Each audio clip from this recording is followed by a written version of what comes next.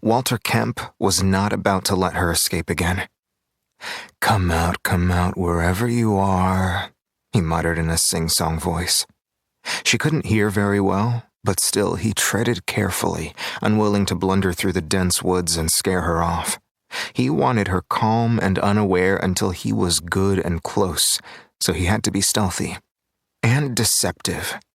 He tossed a pebble deep into the lush foliage to further disguise his position. On the outskirts of San Diego, the secluded park felt far from civilization, and from prying eyes. "You can't hide forever," he whispered. "Not from me." Walter, a solid man in his 60s, wasn't the least stiff or winded by the hunt. He was nearly in the same shape as 30 years ago. A bit less hair, but so what? There were more important things in life. Like what he was presently up to. She had slipped away from him, forcing him to spend the past half hour stalking her. When he found her this time, he wouldn't let her out of his sight until he was finished.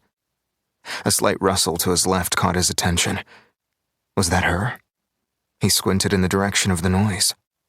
She peeked out from behind a bush, and his heart hammered with excitement. She was every bit as beautiful as when he had first seen her. Catching sight of him, she froze. No matter. She couldn't get away.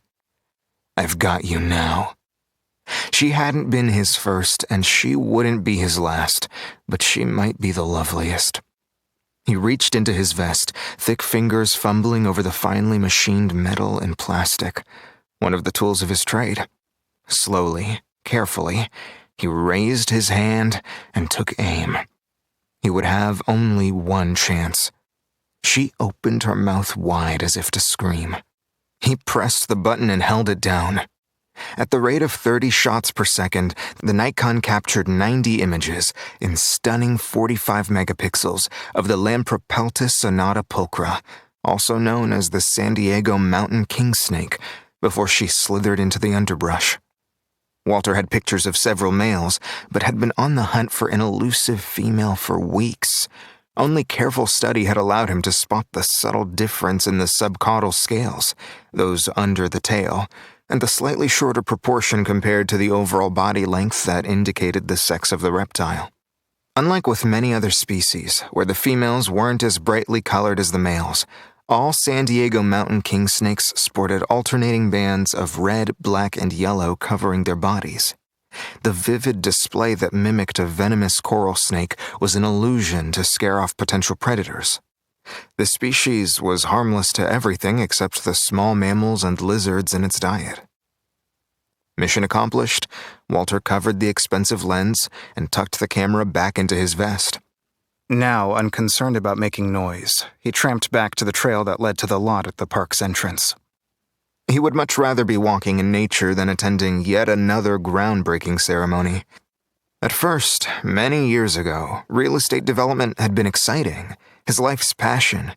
He had started off with a small loan and slowly parlayed it into an empire.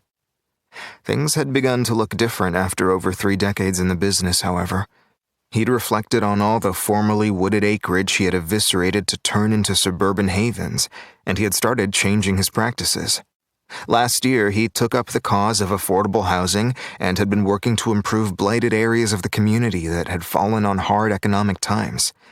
He lost money on every project, but felt he'd gained back some of his soul. In addition, he could look his only child, an adult son, in the eyes again.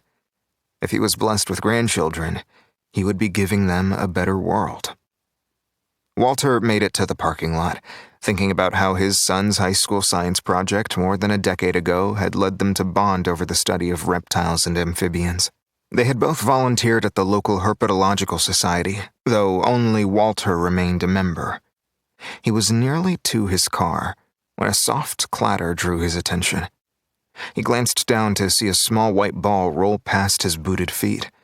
Mesmerized, he watched its progress as it rattled along the asphalt and disappeared under his car. Hurried footsteps pounded up from behind, startling and unnerving him. As he turned, the blade of a heavy-duty shovel crashed down onto his head. He cried out in shock and pain. Stumbling, he threw his arms up in an attempt to protect himself, but another devastating blow drove him to his hands and knees.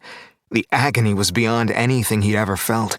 It gripped his entire body, dulling his thoughts and slowing his reactions. Darkness closed in as his sluggish brain tried to make sense of what was happening. "Why?" he gasped. Or maybe he just thought the word.